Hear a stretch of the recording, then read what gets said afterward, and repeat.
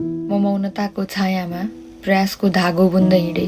अरूको आकाश शान्त रहोस् भनी आफैलाई आधीभित्र थामे, तर पनि भएन रे।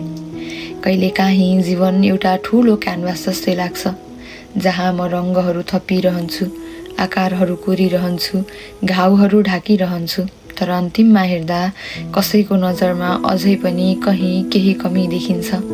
आफैभित्र यति धेरै प्रयास गर्दा पनि अझै किन पुग्दैन, यो प्रश्न गुन्जिरहन्छ। अरूले होइन, आफ्नै श्वासले भनेका ती शब्द पनि कति भारी हुन्छ।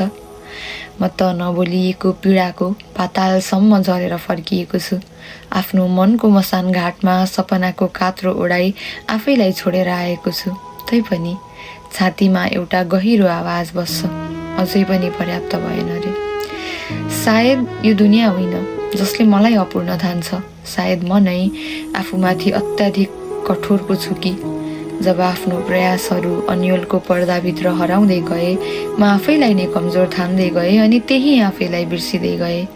लाग्छ म अझै पनि त्यो भुमरीमा अलमल्ल पो छु कि।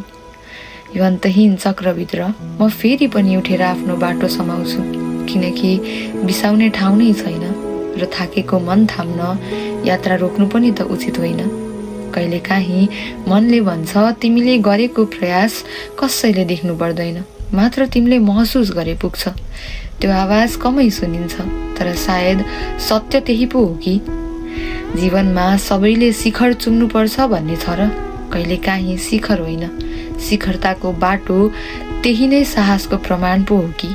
म यो बाटोमा थाक्छु, लड्छु, फर्केर आउन चाहन्छु, तर पनि म अघि बढ्छु, किनकि मसँग फर्किनुभन्दा अगाडि बढ्नुको पीडा थोरै कम भारी हुन्छ।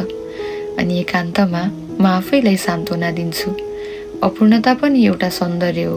तिमीले बोकिरहेको यो अदृश्य लडाई हो, अनि यही त भोलि तिमीलाई तिमी बनाउने सबैभन्दा ठुलो पहिचान बन्छ। म यथार्थ स्वीकार्छु, म पुगिन होला अरूको नजरमा, तर आफ्नो नजरमा म बन्दैछु केही।